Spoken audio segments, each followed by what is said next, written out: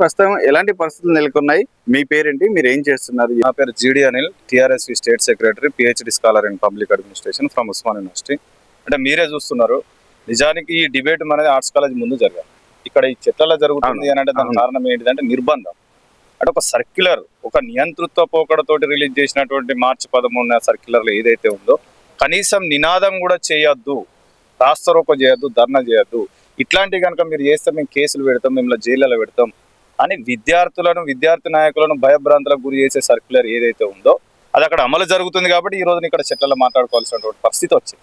అవును, వాస్తవంగా ఇంతకుముందు ఏదన్నా కూడా యూనివర్సిటీ అంటే ఆర్ట్స్ కాలేజ్ ఇక్కడ ముందే జరిగింది. నాకు అర్థం కాలేదు ఫస్ట్ మీరు ఇక్కడికి ఎందుకు రమ్మన్నారు, ఇక్కడ మాట్లాడుకుందాం రండి అని అన్న విషయం. అయితే నిజానికి ఏంటి అని అంటే సర్క్యులర్ డెమోక్రటిక్ సిస్టమ్ ను స్పాయిల్ చేసేటటువంటి సర్క్యులర్ ఏదైతే ఉందో, నియంత్రిత దూరంలో ఏదైతే ఉందో ఆ సర్క్యులర్ అక్కడ అమలు అవుతుంది కాబట్టి ఇక్కడ చట్టాల్లో మాట్లాడుకునేటువంటి దుస్థితికి వచ్చింది. అంటే ప్రభుత్వం ఈ ప్రశ్నించే గొంతు రాష్ట్రంలో తెలంగాణ తొలి దశ ఉద్యమం, మలి దశ ఉద్యమం ఈ ఉస్మాన్ యూనివర్సిటీ వేదికలో జరిగింది.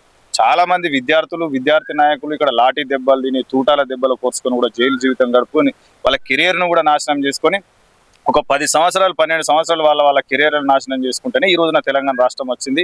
తెలంగాణ రాష్ట్రానికి ఈయన రేవంత్ రెడ్డి ముఖ్యమంత్రి కాదు. మరి అట్లాంటి ముఖ్యమంత్రి ఉన్నటువంటి ఆయన విద్యారంగాన్ని, విద్యాశాఖను ఎంత నిర్వీర్యం చేయాలో అంతగా నిర్వీర్యం చేశాడు. విద్యాశాఖకు ఇప్పటి వరకు కూడా మంత్రిని నియమించలేదు. 3 సార్లు బడ్జెట్ పెట్టినప్పటికీ కూడా విద్యారంగానికి 7% నిధులు దాటలేదు.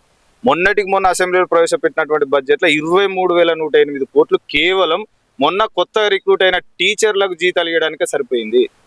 మరి నువ్వు డిజిటల్ విద్య అని అంటున్నావు, ఏఐ తోటి నేను క్లాసులు చెప్పిస్తా, ఆర్టిఫిషియల్ ఇంటెలిజెన్స్ తోటి, రోబోలతో నేను క్లాసులు చెప్పిస్తా అని చెప్పేసి అని అంటున్నావు. స్కూల్స్ డెవలప్మెంట్ చేస్తా అంటున్నావు, విశ్వవిద్యాలయాలను డెవలప్మెంట్ చేస్తా అంటున్నావు, విద్యారంగానికి నేను పెద్దపీట వేస్తా అంటున్నావు. 6 గ్యారంటీలలో 4వ గ్యారంటీ అయినటువంటి విద్యా భరోసా కార్డుకే ఇప్పటి వరకు దిక్కులేదు. నువ్వు కేటాయించినటువంటి బడ్జెట్ 7% అన్నటువంటి బడ్జెట్ అది దేనికి కూడా పనికిరాదు. అంటే విద్యారంగాన్ని నిర్వీర్యం చేస్తున్నావు, విశ్వవిద్యాలయాలను నిర్వీర్యం చేస్తున్నావు. విశ్వవిద్యాలయాల తరపున ఇప్పుడు మీరు చూస్తున్నారు బర్నింగ్ ఇష్యూ HCU,